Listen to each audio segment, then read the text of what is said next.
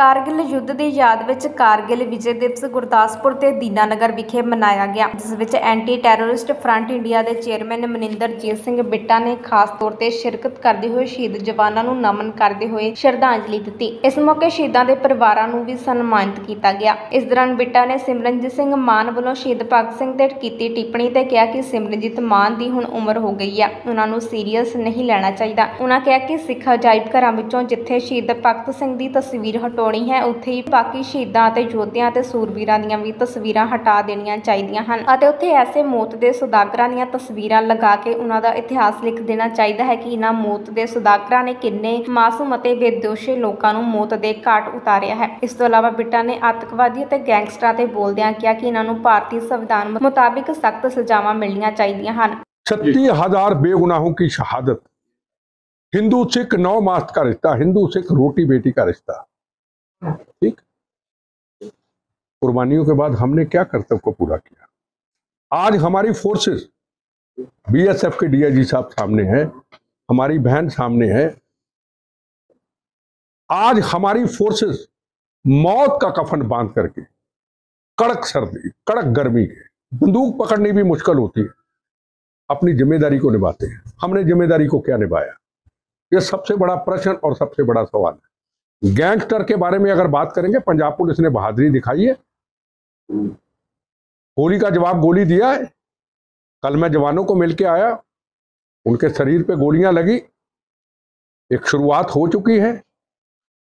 हमारी सीमाएं आज सुरक्षित हैं, ये आज का हमारा भारत है, हमारी फोर्सेस पूरा काम कर रही है।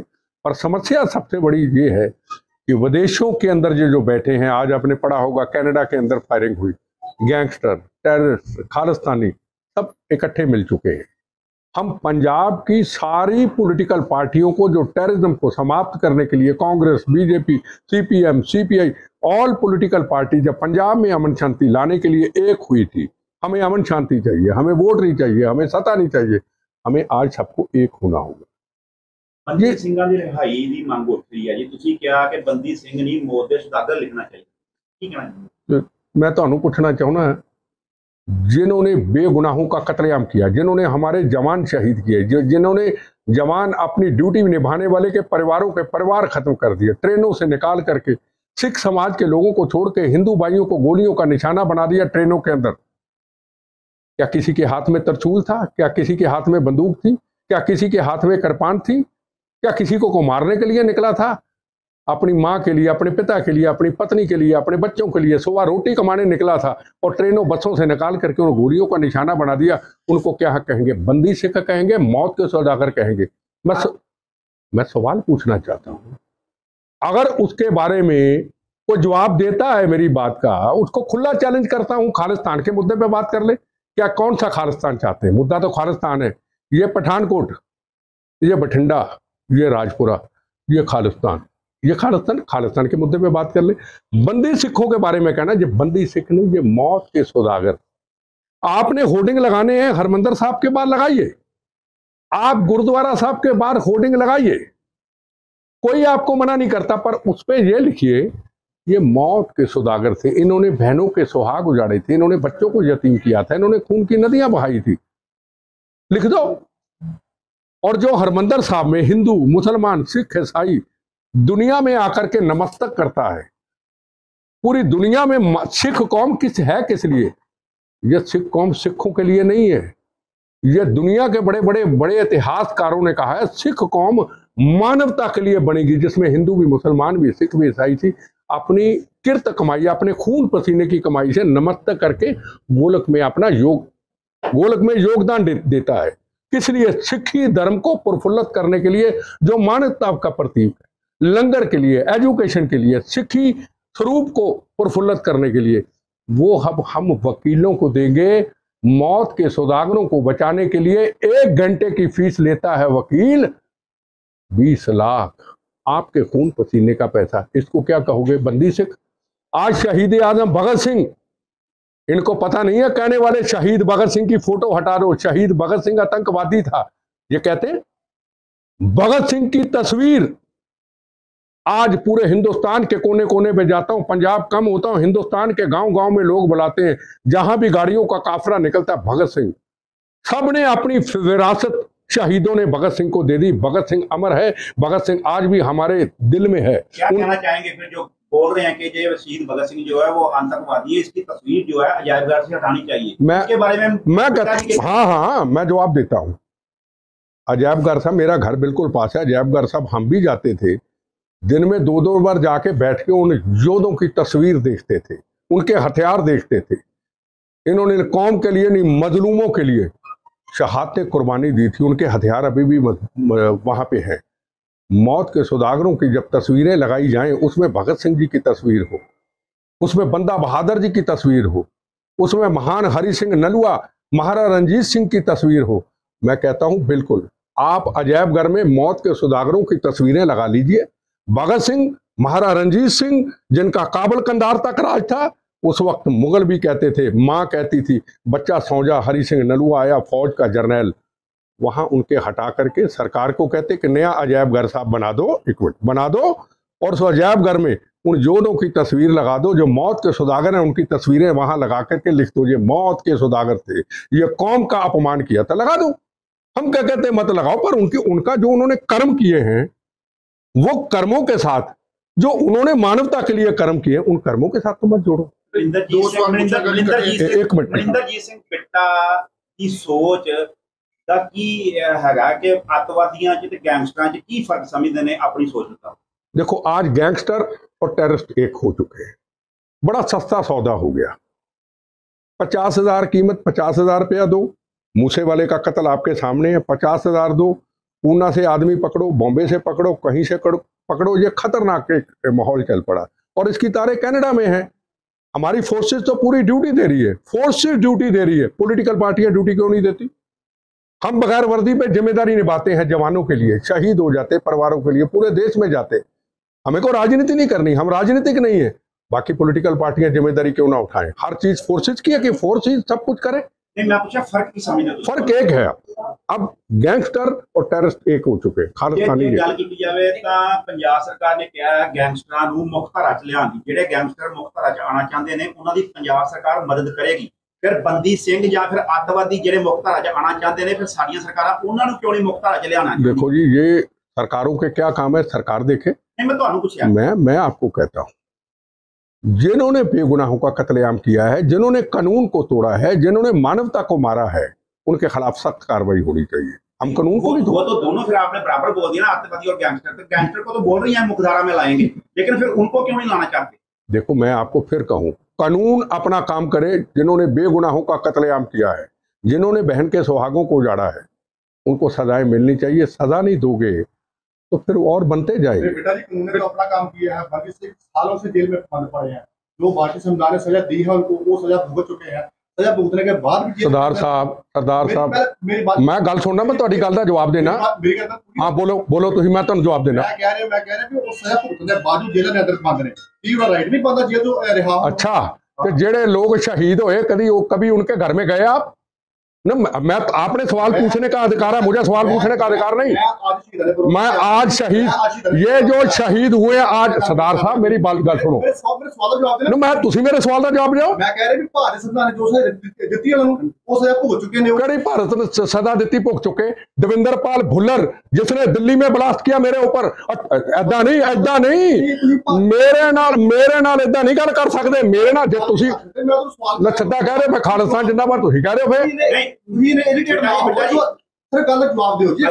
मैं तुहाडी को नौकरी करदा जवाब दें, तुसी जेड़ा मैं तुहानू कहना तुसी जवाब दिओ। पीसी कर रहे हो ना, मैं चल रहा, तुसी मैनू सवाल का जवाब दिओ ना। जिन्होंने 38 लोगों को दिल्ली में शहीद किया, उन विच ना बोले हो। बेगुनाह लोगों को मार दिया है ना, उसके लिए दविंदर पाल भुल्लर को फांसी की सजा हो जाती है, ठीक है ना। उसके बाद सारी पॉलिटिकल पार्टियां उनको बचा देती हैं। क्या वो क्या है, कातिल नहीं है? क्या वो कातिल नहीं है? उसको छोड़ दिया जाए क्या? छोड़ना या रखना हाँ, उनका काम है ना। कानून ने तो अपना काम किया ना। कौन सा कानून का काम किया? नहीं, आप जो भारतीय संविधान है, भारतीय कानून, उसको नहीं मानते आप? क्या आप क्या कहना चाहते हैं? कह रहा हूँ आप किया, ठीक है, गुनाह किया उन्होंने, निर्दोष लोगों को मारा, उन्होंने मारा। भारतीय संविधान ने सजा दी उनको। कोई उनकी, देखो बात सुनो, उसको आप बंदी सिख कहोगे या मौत के सौदागर कहोगे? मैं आपको सवाल पूछना चाहता हूं। अरे मैं आपको सवाल पूछता, मैं वो बात नहीं कर रहा हूं, मैं बात कर रहा हूं। अरे आप वो बात नहीं कर रहे, मैं आपकी, आप मौत के सौदागर कहोगे या नहीं कहोगे जिन्होंने बहनों के सुहागों को उजाड़ा, बच्चों को यतीम किया, ट्रेनों से निकाल करके बेगुनाह लोगों का? मौत के सौदागर कहोगे या बंदी सिख कहोगे? आप एक पत्रकार हो, जवाब दो। मौत के सौदागर थे, जब सजा भुगत दिया उन्होंने, अपनी की सजा भुगत दिया, फिर भी आप वही फिर आप दोबारा सवाल पूछो, क्या उन मौत के सौदागरों को सजा होनी चाहिए या छोड़ना चाहिए? पूछो, मैं जवाब देता हूं। सजा तो ऑलरेडी भुगत चुके हैं वो। कौन सजा? वो तो सजा के बाद जेल में बंद है ना, मतलब तो ये इस बात क्या है, उसको जबरदस्ती बंद करके रखा है। हाँ तो है, ऐसा ही है ना, ऐसा ही है। इसी की बात आप किसी शहीद परिवार के घर गए हैं जिनको शहीद किया? आप कभी गए हैं? शहीदों के प्रोग्राम पे आया हूँ। अरे आप प्रोग्राम पे आए तो सवाल पूछ रहे, कारगिल का सवाल पूछो ना। अरे कारगिल के शहीदों का सवाल पूछो ना, दीनानगर में जो शहीद हुए उनका सवाल पूछो ना। ये बंदी सिख कहां से आ गए? एक मिनट, ना पाजी, ना ना ना ना ना ना ना ना ना, एक मिनट ठहर यार, ना सवाल का जवाब दूंगा, ठोक के दूंगा इनको। ना ना जवाब तो नहीं, तुसी कारगिल ते सवाल पूछे? BSF ਦੇ ਆਫੀਸਰ ਆਏ, ਸਾਰੀ ਫੋਰਸਿਸ ਆਈ, ਤੁਸੀਂ ਕੋ ਉਹਨਾਂ ਨੂੰ ਸ਼ਰਧਾਂਜਲੀ ਦਾ ਸਵਾਲ ਪੁੱਛੇ? ਇਹਨਾਂ ਨੇ ਸਭ ਤੋਂ ਪਹਿਲਾਂ ਇਹਨਾਂ ਨੇ ਆ ਕੇ आप आके चढ़ गए बंदी सिख, ज्यादा हमदर्दी है मौत के सौदागरों की? मां का सुनो मेरी गल, और मेरी सुनो ना, बेगुनाहों के कातलों के खिलाफ, मौत के सौदागरों के खिलाफ लड़ता हूं, लड़ता रहूंगा। बम गोलियां 10 चले 20 चले खाए हैं, आखिरी सांस तक लड़ूंगा। ये मौत के सौदागर थे हैं, और लड़ूंगा। और पूछ लो सवाल, उन साइड पे हो जाओ तुसी। एक मिनट ठहर जा यार, सिख धर्म की बड़ी तारीफ की, ਆਪਾਂ ਵੀ ਉਸ ਗੱਲ ਨੂੰ ਸਮਝਦੇ ਹਾਂ ਕਿ ਸਿੱਖ ਕੌਮ ਬਣਾਈ ਕਰ ਲਈ। ਸਿੱਖਾਂ ਦੀ ਸਿਰਮੌਰ ਸੰਸਥਾ ਜਿਹਨੂੰ SGPC ਕਿਹਾ ਜਾਂਦਾ, ਜਦੋਂ ਅਕਾਲ ਤਖਤ ਸਾਹਿਬ ਦੇ ਜਥੇਦਾਰ ਵੀ ਉੱਠ ਕੇ ਗੱਲ ਕਹਿੰਦੇ ਆ, ਉਹਨਾਂ ਦੇ ਕੇਸ ਲੜਨ ਦੀ ਗੱਲ ਕਰਦੇ ਆ, ਜਾਂ ਫਿਰ ਬੰਦੀ ਸਿੰਘਾਂ ਦੀ ਰਿਹਾਈ ਦੀ ਗੱਲ ਕਰਦੇ ਆ, ਉੱਥੇ ਫਿਰ ਕੀ ਸਟੈਂਡ ਰਹਿ ਜਾਂਦਾ ਕੌਮ ਦਾ ਤੇ ਤੁਹਾਡੇ ਲਈ? देखो एक बात सुनो, अकाल तख्त के जथेदार साहब हमारे सिर के ताज है, हमारी कौम के ताज है, हम उनके पैरों की मिट्टी भी लेंगे, ठीक है ना। अब अकाल तख्त के जथेदार साहब कहते, पहले तो बात है कि मुझे उनके खिलाफ, उनके बारे में बोलने का कोई हक नहीं, पर जब एक ऐसा स्टेटमेंट आ जाए, एक तरफ जवानों की शहादत, एक तरफ कारगिल का दिवस, आज कारगिल दिवस के अंदर अगर हम आए हैं तो कौन थे ये जवान? इन्होंने शहीद आजम भगत सिंह, राजगुरु सुखदेव, चंद्रशेखर आजाद, जो मौत का कफन बांध करके इस भारत माता को आजाद कराया था, जवानों ने उनकी आजादी के लिए, रक्षा के लिए, सीमाओं की रक्षा के लिए कुर्बानी दी ना। आज वो कहते हैं नौजवानों हथियार ले लो। एक सवाल पूछना चाहता हूं उनसे, खतरा किससे है? हिंदू सिख एक 9 मास का रिश्ता है, हिंदू सिख एक रोटी बेटी का रिश्ता है। हिंदू समाज से खतरा है, नरेंद्र मोदी जी से खतरा है, कांग्रेस से खतरा है, आम पार्टी से खतरा है। किससे खतरा है? जब हथियार नहीं किसी के पास, जब गोला बारूद नहीं, तरछूल नहीं, कृपान नहीं, हथियार किस लिए उठाओ? हम ये भी कह सकते हैं, गुरु महाराज की पवित्र सिक्खी को प्रफुल्लित करो, महाराज रणजीत सिंह जी, हरि सिंह नलुआ के इतिहास को प्रफुल्लित करो, मानवता की रक्षा के लिए प्रफुल्लित करो। हम ये नहीं क्यों नहीं कहते हथियार पकड़ो? वाई हथियार पकड़ो? 1 घंटे की फीस वकील लेता है 20 लाख रुपया। ये जो कहते हैं ना सरदार साहब बंदी सिख, इनको कहना चाहता हूं, सबको कहना, मौत के सौदागर को बचाने के लिए, जिन्होंने बहनों के सुहागों को जड़ा, जिन्होंने हमारे सुरक्षा जवान शहीद किए, एक टाइम की फीस 20 लाख रुपया लेता है। आम अगर टेररिस्ट विक्टिम, कोई शहीद जवान की पत्नी, शहीद परिवार का कोई व्यक्ति अगर केस लड़ना चाहे, सुप्रीम कोर्ट, हाई कोर्ट जाते जाते उसके पैर हाथ कांपने लग जाएंगे। कहां 20 लाख 1 घंटे का, और वो तो जो पेंशन का पैसा होगा अपने पति का, अपने पिता का, वो एक ही चक्कर में, एक ही तरीक में लग जाएगा। सिमरनजीत सिंह मान ਜਿਹੜੇ ਨੇ ਉਹਨਾਂ ਨੇ MP ਬਣਨ ਤੋਂ ਬਾਅਦ ਸ਼ਹੀਦ ਆਜ਼ਮ ਸਰਦਾਰ ਭਗਤ ਸਿੰਘ ਬਾਰੇ ਟਿੱਪਣੀ ਕਰਨੀ ਸ਼ੁਰੂ ਕਰ ਦਿੱਤੀ ਕਿ ਇੰਨਾ ਚਿਰ ਕਿਉਂ ਨਹੀਂ ਕੀਤੀ, ਜਾਂ ਇਹ ਕਰਨ ਦੇ ਪਿੱਛੇ ਮਕਸਦ ਕੀ, ਲਾਈਮਲਾਈਟ 'ਚ ਰਹਿਣਾ या फिर डिवाइड एंड रूल की नीति?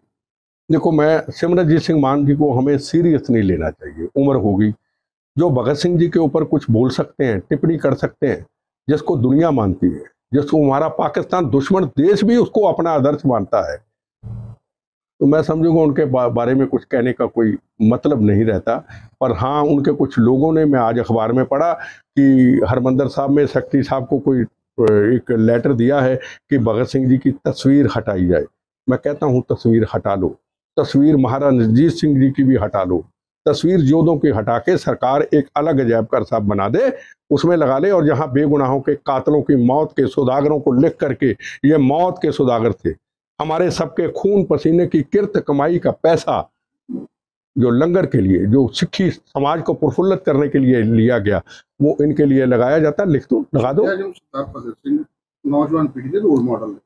ਜਦੋਂ ਕੋਈ ਵੀ ਵਿਅਕਤੀ ਸ਼ਹੀਦ ਆਜ਼ਮ ਸਰਦਾਰ ਭਗਤ ਸਿੰਘ ਵਰਗੀ ਪੱਗ ਵੀ ਬੰਨ ਲੈਂਦਾ ਤੇ ਉਹਨੂੰ ਅੰਦਰੋਂ ਇੱਕ ਭਾਵਨਾ ਜਾਗ ਜਾਂਦੀ। ਬਿਲਕੁਲ ਜੀ। ਕੀ ਸਮਝਦੇ ਹੋ ਮੈਸੇਜ ਜਾਏਗਾ ਸਾਡੀ ਨੌਜਵਾਨ ਪੀੜ੍ਹੀ ਲਈ ਜਦੋਂ ਇੱਕ ਲੀਡਰ ਉੱਠ ਕੇ ਮੈਂबर पार्लियामेंट कहे कि नहीं, मेरी बात सुनो, ये गलतफहमी में इनको पता नहीं, भगत सिंह पंजाब के नहीं थे, भगत सिंह आज दुनिया में एक आदर्श है। मैं बताया ना, मैं पूरे देश में जाता हूँ, इसमें हमारी पगड़ी पे दाग लग रहा है। इन्होंने हमारी पगड़ी पे दाग लगाया ये स्टेटमेंट देके।